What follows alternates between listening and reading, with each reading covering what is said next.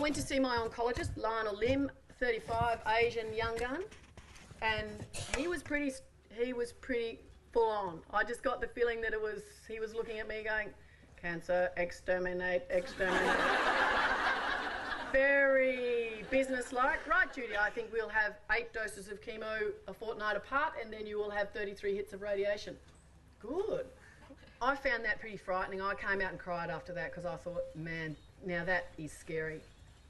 I think it's more fear of the unknown. Because I just imagined if I was going to chemo, I thought, oh, it'll be in a grey hospital room, it'll be so depressing. Oh, the nurses will come in, they'll put the needle into me, I'll be able to see the liquid flowing in. Oh, God, it'll be awful. Well, I got to Ringwood Private, which is 20 minutes from my home. It was a little room with giant armchairs, like the Jason recliners, and a few people hooked up to drips, and they were all watching the Australian Open tennis, and discussing whether Rafael Nadal's wearing a G-string. And I thought, this is my kind of place. Anyway, it was like that for the whole 8 doses. You'd go in, you'd meet fabulous people. The women nurses in there were fantastic.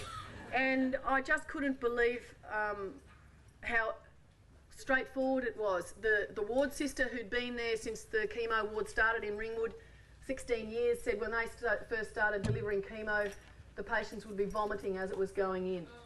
Now, I got dropped off by whichever darling friend or member of the family would take me there, and I would get picked up 3 hours later, and I'd have no trouble poking out to the car, driving home, chatting away.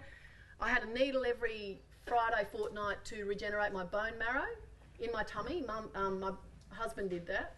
I don't know if he enjoyed it, you know, but I sneakily think he might have sometime. But I used to get pretty crook on the Saturday, but I never had a day, I didn't have a day when I laid down. I looked back at my diary when I was preparing this speech, and it was completely insane. I did everything that I would do now and more. I went like a cut cat. And really, you know, there was no point in doing that. I should have just laid back and eaten grapes and got as much sympathy as I possibly could.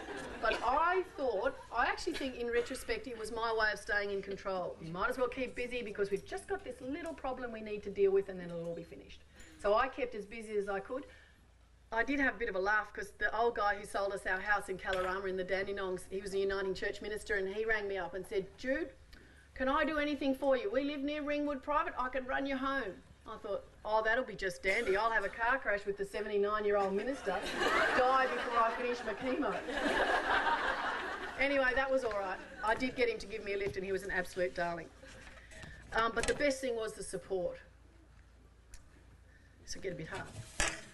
I just felt lifted up by the people who wrote to me and rang me and came to help me. My God, I just was absolutely gobsmacked. I had this hilarious man from the Gilby Society who I knew when I was a country life reporter in Rockhampton, and he wrote to me and said, blah, blah, sorry to hear you're sick, rabbit, rabbit.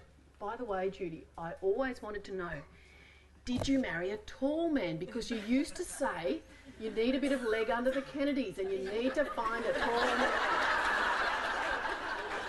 I'm ashamed to say I did not write back to him, but no, I did not marry a tall man.